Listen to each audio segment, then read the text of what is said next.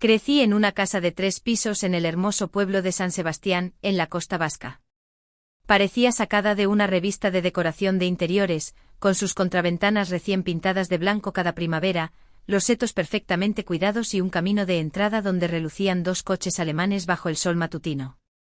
A ojos del mundo exterior, éramos la familia que todos envidiaban, abolengo, un gusto impecable y una dirección que rezumaba prestigio.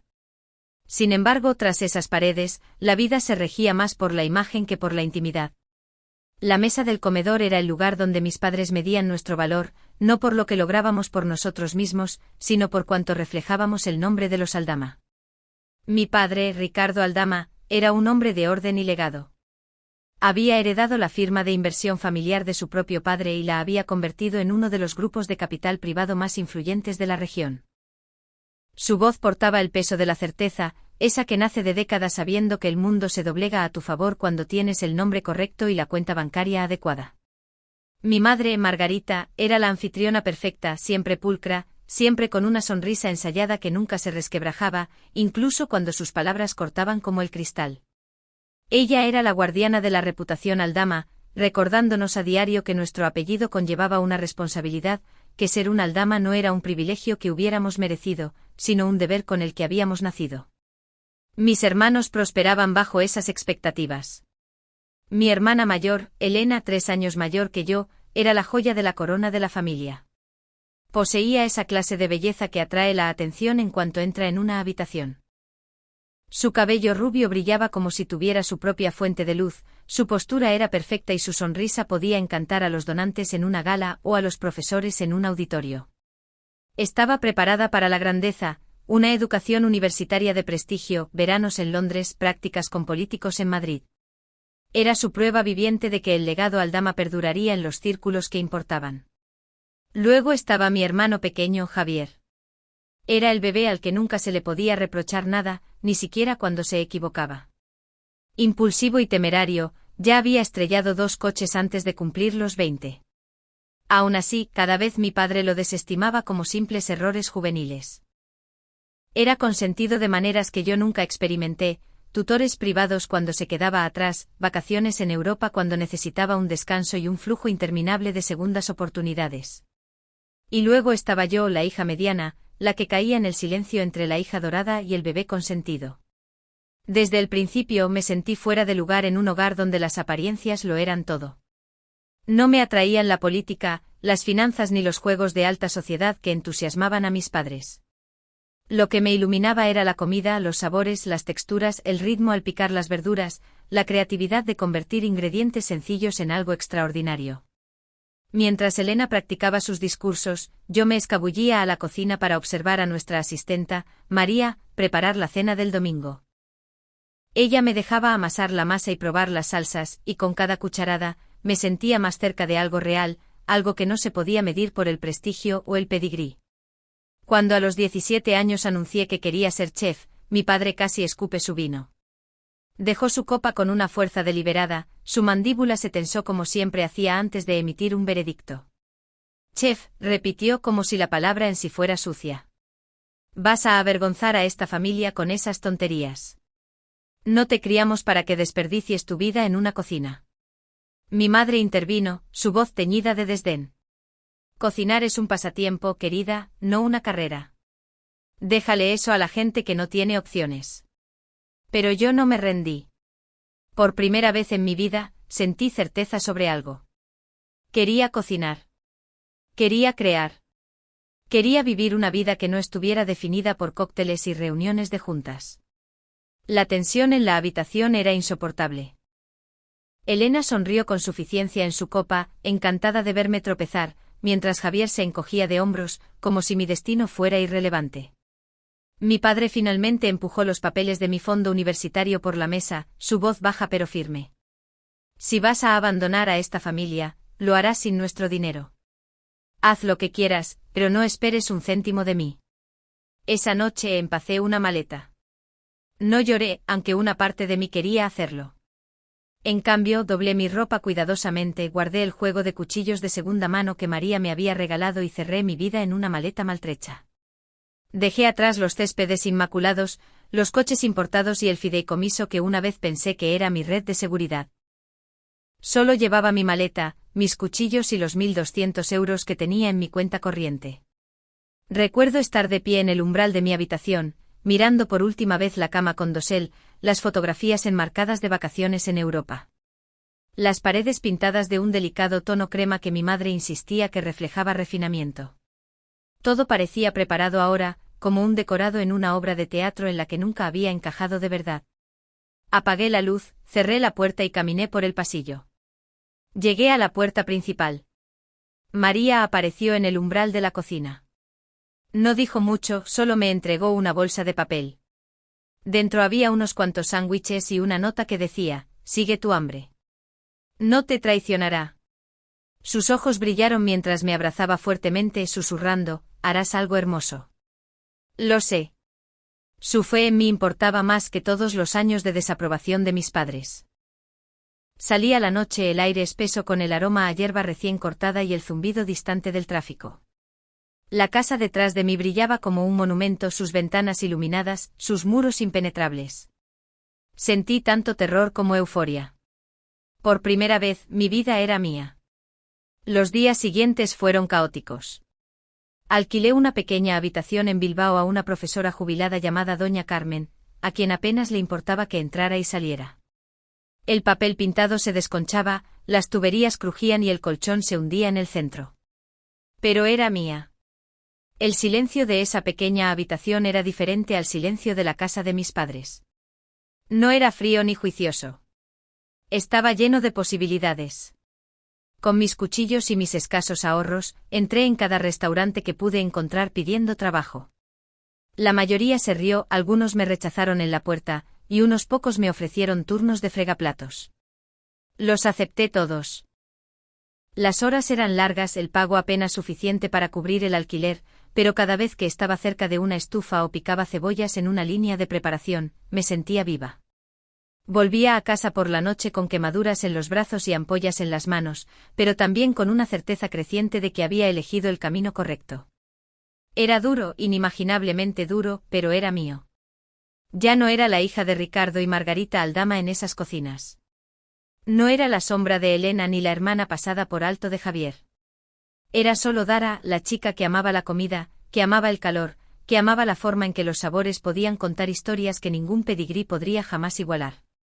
Mirando hacia atrás ahora, veo esa noche en la que me fui como el primer acto verdadero de mi vida. No se trataba solo de rechazar el camino de mi familia. Se trataba de elegirme a mí misma. Me alejé de una casa llena de estatus y comodidades. Pero caminé hacia algo mucho más precioso, la autenticidad. Y aunque entonces no lo sabía, esa única decisión, la decisión de seguir mi hambre, moldearía todo lo que vino después. Cuando llegué a Bilbao pensé que lo más difícil sería convencer a la gente de que pertenecía a una cocina. Pronto aprendí que la verdadera batalla no era demostrarme a mí misma a nadie más. Era sobrevivir el tiempo suficiente para tener la oportunidad. El alquiler devoraba mis pocos ahorros, y los turnos que podía conseguir apenas cubrían las facturas. Alquilé una habitación con corrientes de aire a una maestra jubilada llamada Doña Carmen, que me dejaba pagar tarde más a menudo que no. El papel pintado se despegaba y el radiador crujía como huesos en la noche, pero era mío. Mi primer trabajo en una cocina fue en un italiano de gama media en la Plaza Nueva. Me contrataron como cocinera de preparación, que era una forma amable de decir que pasaba 12 horas al día picando verduras hasta que me salían ampollas en las manos y rizos de ajo. Pelé cebollas hasta que me ardieron los ojos, corté zanahorias hasta que se me acalambraron los dedos y transporté cajas de tomates por escaleras estrechas del sótano. Por 9 euros la hora, cambié mi cuerpo por el trabajo duro de la cocina. La mayoría de las noches volvía con las piernas doloridas, los zapatos empapados en grasa y un hambre tan aguda que apenas podía estar de pie. Pero aquí está la extraña verdad. Incluso en el agotamiento me sentía viva. La cocina bullía de urgencia. Un lugar donde nada importaba excepto la comida y el tiempo. No había espacio para el estatus ni los apellidos, solo para la persona que se presentaba, mantenía la cabeza baja y trabajaba más duro que nadie. Por primera vez, no era la hija mediana de Ricardo y Margarita Aldama. Era solo Dara, la chica con un cuchillo y una terquedad inquebrantable. No era glamuroso, ni mucho menos. El chef jefe me gritaba por picar de forma irregular. Los cocineros de línea se reían cuando dejaba caer bandejas de cubiertos. Una noche cociné en exceso un lote de pasta y el sous chef la tiró a la basura sin siquiera mirarme. Vuelve a hacerlo, dijo y se marchó. Cada error se sentía como un foco exponiendo mi inexperiencia. Pero en lugar de huir, me quedé. Después de unos meses, empecé a hacer stallis, trabajando gratis en mejores restaurantes siempre que podía. No me pagaban, era agotador y humillante a veces, pero me daba proximidad a chefs cuyos nombres tenían peso. Fue entonces cuando conocí al chef Alain Dubois, un maestro francés que había pasado años en cocinas con estrellas Michelin en París antes de abrir su propio restaurante de alta cocina en Bilbao. Era famoso por su lengua afilada y sus estándares imposibles. Sus cocineros susurraban que podía saber si una salsa se había removido en el sentido de las agujas del reloj, o en sentido contrario con solo probarla. La primera vez que lo vi, estaba inclinado sobre una cacerola, con los ojos entrecerrados, su voz lo bastante aguda para cortar el caos que lo rodeaba.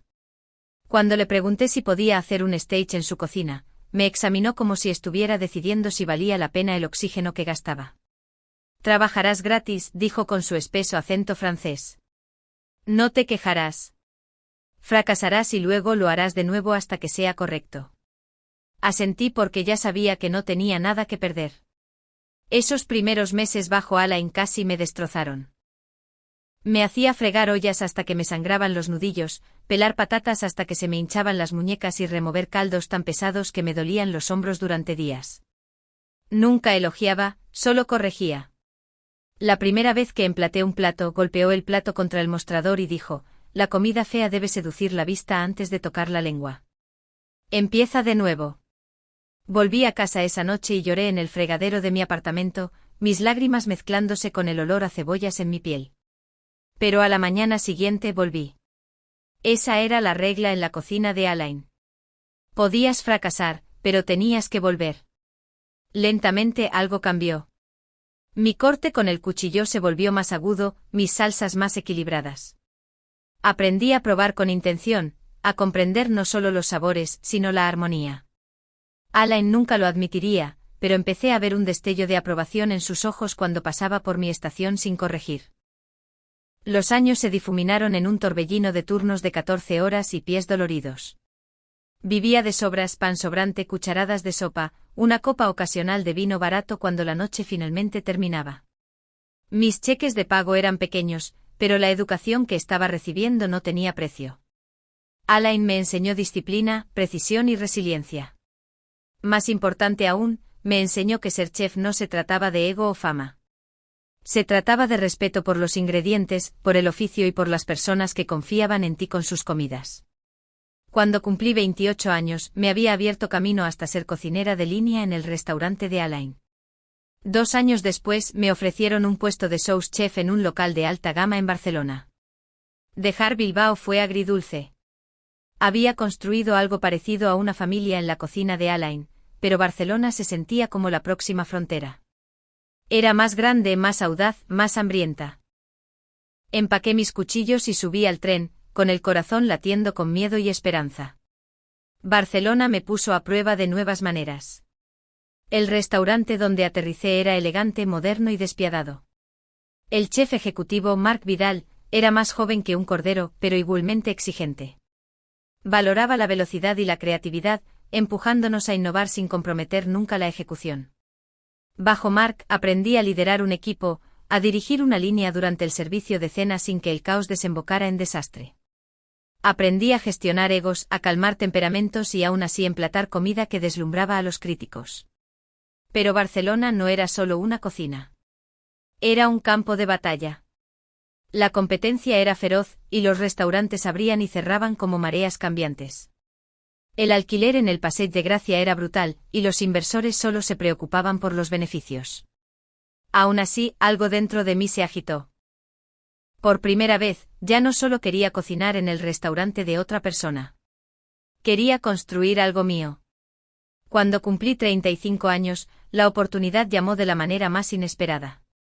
Un restaurante de alta cocina, justo al lado del Passeig de Gracia, una vez adorado pero ahora luchando, estaba al borde del cierre. El dueño quería salir. Los inversores daban vueltas, pero ninguno se había comprometido. Mark me llamó aparte una noche después del servicio y dijo, deberías comprarlo. Me reí en su cara. ¿Con qué dinero? Pero la idea se alojó en mi mente y se negó a irse. Durante años había vivido frugalmente ahorrando cada euro que me sobraba. Revisé mis cuentas y me di cuenta de que había logrado ahorrar casi 240.000 euros. No era suficiente, pero era algo. Fui al banco, presenté mi plan de negocios y firmé un préstamo de otros 400.000 euros. Las cifras me mareaban, pero también lo hacía la posibilidad. Cuando se cerró el trato, entré en el edificio que se convertiría en el trabajo de mi vida. Las paredes estaban cansadas, las mesas rayadas y la cocina anticuada. Pero yo veía lo que nadie más veía, potencial. Vertí mis ahorros en renovaciones, pinté paredes, compré equipo nuevo y reuní un equipo que creía en mí, incluso cuando las horas eran largas y los cheques de pago escasos. La llamé el sabor del alma. Era más que un restaurante. Era una reclamación. Durante años mi familia había ridiculizado mi amor por la cocina, desestimándolo como indigno de una aldama. Ahora aquí estaba yo poniendo mi nombre en un lugar que exigía respeto, no por pedigrí, sino por pasión. La noche que abrimos me quedé en la cocina con mi chaquetilla blanca de chef, mi corazón latiendo tan fuerte que podía sentirlo en las puntas de mis dedos. El comedor estaba lleno de conversaciones y tintineo de copas. Los platos salían del pase, uno tras otro, platos que había pasado años perfeccionando. Cuando salió la primera crítica a un artículo brillante en La Vanguardia, me encerré en el congelador de la cámara frigorífica y sollocé, el aire frío mezclándose con el calor del alivio. Ya no solo estaba sobreviviendo. Estaba construyendo. Y aunque sabía que el camino por delante no sería fácil, también sabía esto, me había ido de la casa de mi familia con una maleta y un sueño. Y ahora poseía una casa propia, una llena no de cucharas de plata y sonrisas forzadas, sino de sabor, sudor y fuego. Al cabo de 5 años, el sabor del alma ya no era el frágil sueño que había arriesgado todo por construir. Estaba vivo. El comedor brillaba cada noche con una cálida luz de velas, las conversaciones de los invitados mezclándose con el tintineo de las copas de vino, y el ritmo constante de los platos que salían de la cocina como una sinfonía que había compuesto. La lista de espera se extendía 3 meses, y la gente susurraba que conseguir una mesa en mi restaurante era más difícil que conseguir asientos en primera fila en el Camp Nou. Los críticos escribían sobre mi comida con reverencia, llamándome uno de los mejores chefs de España. Nuestra bodega por sí sola había sido valorada en 1,2 millones. Inversores de Europa empezaron a acercarse a mí para abrir una segunda casa en Londres o París. Sonreía cortésmente a sus propuestas, pero nunca me comprometía. Mi corazón seguía arraigado en Barcelona, en los muros de ladrillo que había pintado yo misma, en las estufas que había fregado hasta que brillaron, y en el equipo de cocineros que se había convertido en mi familia. Fue durante una de esas semanas ajetreadas de principios de primavera cuando el destino decidió recordarme que la vida tiene un don para lo dramático. Mi gerente general, Clara, entró en mi oficina una tarde sosteniendo una carpeta, con el ceño fruncido. «Tenemos una reserva para un comedor privado este fin de semana», dijo, deslizando la hoja de reserva sobre mi escritorio. Miré y sentí que se me cortaba la respiración. El nombre en el papel era el de mi hermana, Elena Aldama. Al principio pensé que debía ser una coincidencia. Tal vez otra Elena, pero la dirección era inconfundiblemente la suya. El mismo ático en el Passeig de Gracia en Barcelona que mis padres le habían comprado con orgullo como regalo de graduación años antes. Mi hermana, la hija dorada, iba a celebrar su cena de compromiso en mi restaurante. Me recosté en mi silla, mirando al techo. Se sentía surrealista, como una broma cósmica. La familia que me había despreciado, que se había reído de mi decisión de dedicarme a la cocina, que me había cortado sin pensarlo 2 veces, estaba a punto de cruzar las puertas del mismo lugar que había construido con mis propias manos. Por un momento me pregunté si debería cancelar la reserva, protegerme de su juicio, su condescendencia. Pero otra parte de mí, más fuerte y más firme, susurró: que vengan. Que vean. Llegó la noche clara y nítida. El comedor privado había sido decorado con elegancia. Flores frescas, copas de cristal y lino blanco que brillaban bajo las lámparas doradas. Mi personal se movía con gracia, listo para la velada. Yo llevaba mi uniforme de chef con el bordado en el bolsillo, Chef Dara, propietaria, una silenciosa insignia de todo lo que había ganado. Cuando llegaron, me paré justo en la entrada. Mi hermana entró primero, radiante con un vestido adornado con diamantes que atrapaba la luz en cada ángulo. En su brazo estaba su prometido, Carlos Vidal, un hombre alto con una sonrisa ensayada que gritaba millonario. Mis padres siguieron, aún regiamente en su porte. Mi madre ajustándose su collar de perlas. Mi padre escaneando la habitación con su habitual aire de autoridad. Mi hermano Javier se quedó rezagado, con una mueca como si lo hubieran arrastrado allí contra su voluntad. Al principio no me reconocieron. Para ellos, yo era solo otra chef uniformada, otra trabajadora cuyo trabajo era servir. Elena fue la primera en verme, inclinando la cabeza con un leve ceño fruncido. Dara, preguntó, su voz teñida de incredulidad. ¿Sigues en las cocinas? ¿En serio? Soltó una pequeña risa, de esas diseñadas para humillar. ¡Qué pintoresco! Mi madre, Margarita, estaba demasiado ocupada arreglando los arreglos florales para reconocerme adecuadamente. ¿Hortensias? ¿De verdad? Habría preferido rosas, murmuró, para nadie en particular. Mi padre echó un vistazo al primer plato de solomillo que salió de la cocina y frunció el ceño. Demasiado hecho, declaró, aunque ni siquiera lo había probado. ¿Y tú, Carlos? Carlos se echó hacia atrás en su silla, bebiendo su Burdeos con una sonrisa indulgente. Quizás algún día, dijo señalándome. Tendrás la oportunidad de trabajar en un restaurante de verdad. Los demás rieron cortésmente, el sonido resonando en las paredes. Quería reaccionar, defenderme, pero en lugar de eso, dejé que la noche siguiera su curso. Mi personal sirvió los platos con una precisión impecable, vieiras selladas en un barigoule de azafrán, confit de pato con risotto de setas silvestres y un soufflé de chocolate tan delicado que parecía derretirse bajo la mirada de la luz de las velas. Cada plato fue recibido con críticas. Demasiado salado, demasiado rico, demasiado pequeño. Elena se secó los labios con la servilleta y suspiró dramáticamente. Sinceramente no sé por qué la gente se empeña tanto en salir a comer.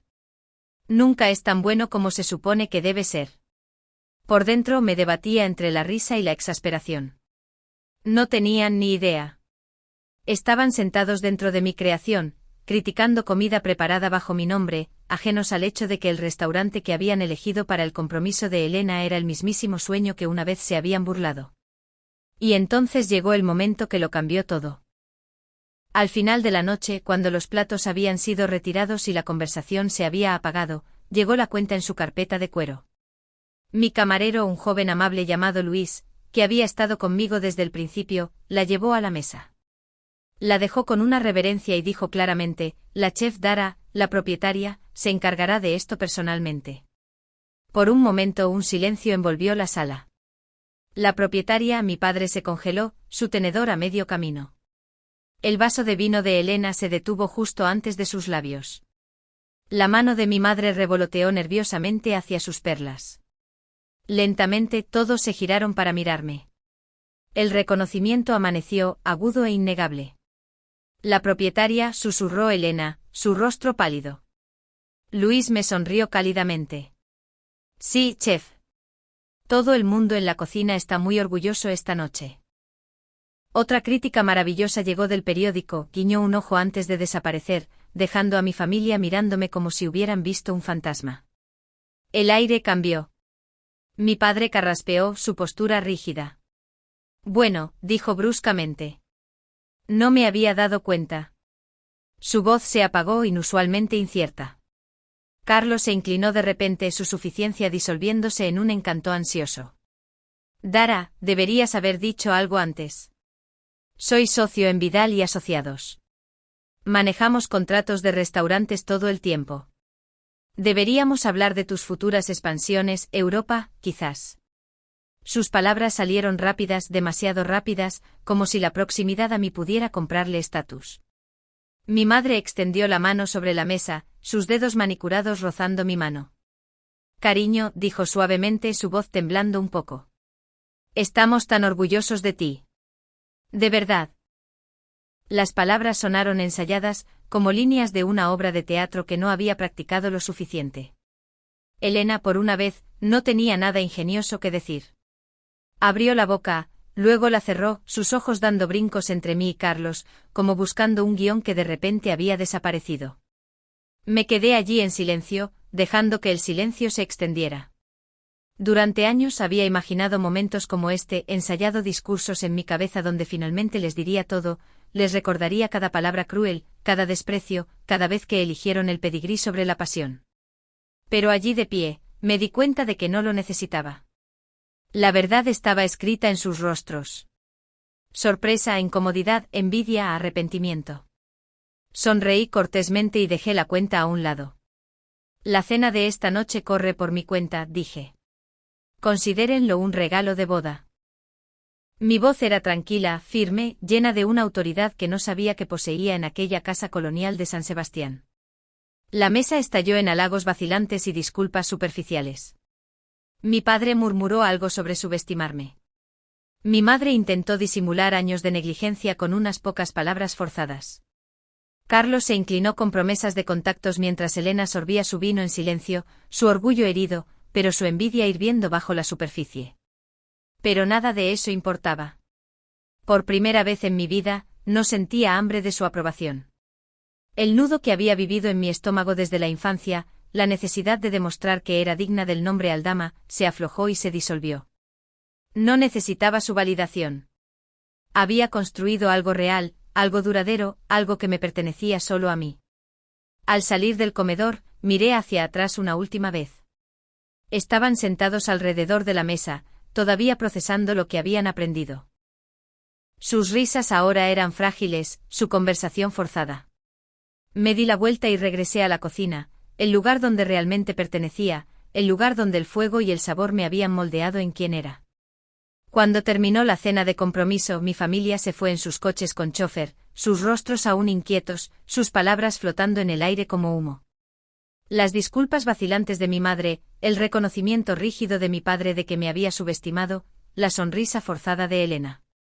Todo se arremolinó en un torbellino que no pude desenredar. Durante años había anhelado su aprobación. Me había esforzado por ella, me había moldeado en formas que pudieran ganar una gota de su validación. Pero mientras las luces traseras desaparecían en la noche de Barcelona, me di cuenta de que me sentía más ligera sin ella.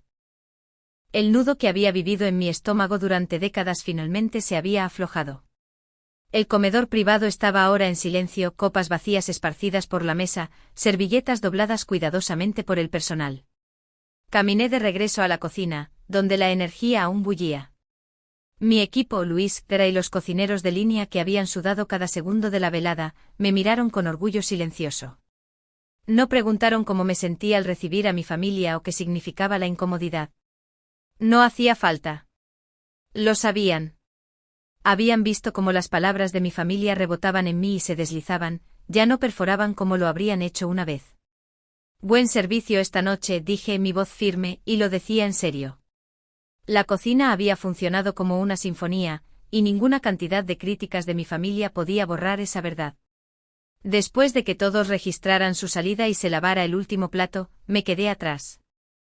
El restaurante se instalaba en su familiar murmullo de medianoche, las neveras clicaban suavemente, las luces de techo zumbaban débilmente y el leve olor a ajo asado aún perduraba en el aire.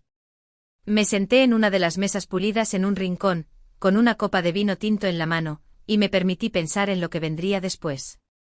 Porque la verdad era que mi vida ya no se trataba de demostrar nada a los Aldama. Hacía años que no lo era, aunque no lo hubiera admitido del todo hasta esa noche.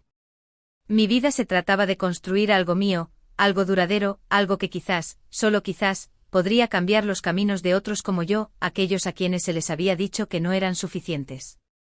En mi escritorio en casa había una pila gruesa de papeles, el manuscrito de mi primer libro de cocina. Una editorial en Barcelona me había ofrecido 85.000 euros por el contrato, y había pasado cada momento libre del último año volcando mis recetas e historias en la página. No era solo un libro sobre comida. Se trataba de resiliencia, de cómo los sabores podían contar la historia de la supervivencia y de cómo una receta podía ser tanto sustento como declaración de identidad. El título aún estaba por decidirse, pero sabía lo que representaba, mi voz en papel sin disculpas. Más allá del libro de cocina, estaba trazando planes de expansión. Los inversores habían estado susurrando durante meses, ofreciendo millones si llevaba Maison, el sabor del alma a Madrid, Londres o París. Madrid me llamaba más fuerte. La ciudad tenía una energía que se sentía viva, hambrienta de innovación, y sabía que mi comida podría prosperar allí. Pero si lo hacía, sería en mis términos. Sin socios silenciosos manejando los hilos, sin compromisos con la visión que me había llevado hasta aquí. Y luego estaba el programa de mentoría. Esta idea, más que las otras, me llenó de una especie de fuego que no había sentido desde la primera vez que cogí un cuchillo. Había conocido a demasiadas jóvenes en la línea que me recordaban a mí misma. Pasadas por alto, subestimadas, a quienes se les decía que se quedaran en las sombras mientras otros se llevaban el protagonismo. Quería cambiar eso. Quería construir un programa que las formara, las guiara y les diera las oportunidades que las cocinas tan a menudo negaban. Si pudiera recaudar los fondos, soñaba con crear becas, aprendizajes y un espacio seguro donde las mujeres pudieran aprender el oficio sin soportar las burlas despectivas que yo había enfrentado una vez. Mientras me sentaba allí sorbiendo mi vino, volví a pensar en mi familia, no con ira, sino con claridad. Mi padre probablemente nunca dejaría de medirme según los estándares de su mundo. Mi madre seguiría disimulando la incomodidad con palabras amables y perlas. Elena siempre me vería como una rival, incluso cuando no tuviera interés en competir con ella. Javier permanecería ajeno, dejándose llevar por la vida en el colchón de las segundas oportunidades. Y eso estaba bien. Ya no necesitaba que me entendieran. Ya no necesitaba que me quisieran como una vez les rogué que lo hicieran. Lo que necesitaba era respeto. Mi propio respeto. El tipo de respeto que nacía de mantenerme firme en quien era, incluso cuando el mundo insistía en que no era suficiente. El tipo de respeto que nacía de saber que cada cicatriz en mis manos, cada quemadura en mis brazos, cada noche de insomnio y cada riesgo asumido me habían llevado hasta aquí, a un restaurante lleno de risas, sabor y verdad. Una semana después de la cena de compromiso, recibí una carta de mis padres. Estaba escrita a mano, lo cual en sí mismo era una sorpresa. Las palabras de mi padre eran rígidas, formales, pero había algo ahí, una admisión, por pequeña que fuera, de que se había equivocado. La letra de mi madre llenaba la segunda página, más suave, disculpándose, tejiendo historias de lo orgulloso que estaba y de cómo desearía haberlo demostrado antes. Elena no escribió, pero una breve nota de Javier estaba metida en el sobre. Hermana, les jugaste una buena a todos. Bien hecho. Me reí al leerlo, negando con la cabeza. No era una reconciliación. Realmente no. Fue un gesto. Una rama de olivo quizás, pero una que no me sentí obligada a agarrar. Les respondí solo una vez con una breve nota propia. Me va bien. Espero que vosotros también. Siempre os desearé felicidad, pero mi vida es mía ahora. Sellé el sobre y lo envié sin esperar una respuesta. En cambio, me lancé a mi trabajo. La fecha límite del libro de cocina se cernía, la expansión a Madrid requería reuniones interminables y el programa de mentoría comenzó a tomar forma con la ayuda de algunos inversores que creían en mi visión. Cada mañana me despertaba con un propósito. Cada noche me dormía agotada pero satisfecha. A veces a altas horas de la noche paseaba por el comedor de El Sabor del Alma cuando estaba vacío, las mesas despejadas, las velas apagadas. Tocaba el respaldo de cada silla, pasaba los dedos por la madera pulida de la barra y me recordaba lo lejos que había llegado desde la chica que salió de una casa colonial en San Sebastián con nada más que una maleta y 200 euros, hasta la mujer que ahora poseía un restaurante valorado en millones. El viaje había sido brutal, pero había sido mío. La lección que llevaba conmigo era simple pero profunda. El respeto propio y la autenticidad importan más que la aprobación. Podría haber pasado mi vida persiguiendo la validación de mi familia, pero habría sido una victoria hueca. En cambio, me había elegido a mí misma, a mi oficio y a mi verdad. Y al hacerlo había encontrado una especie de libertad que ninguna herencia ni pedigrí podrían jamás proporcionar. Nunca fui la hija dorada. Ese título pertenecía a Elena. Pero en lo que me había convertido era algo que ella nunca podría reclamar, una mujer que había forjado su propio camino, encendido su propio fuego y construido un legado no de estatus, sino de sustancia. Mientras cerraba el restaurante una noche, las luces de la ciudad de Barcelona brillando fuera de la ventana, me susurré una promesa silenciosa a mí misma. Esto es solo el principio.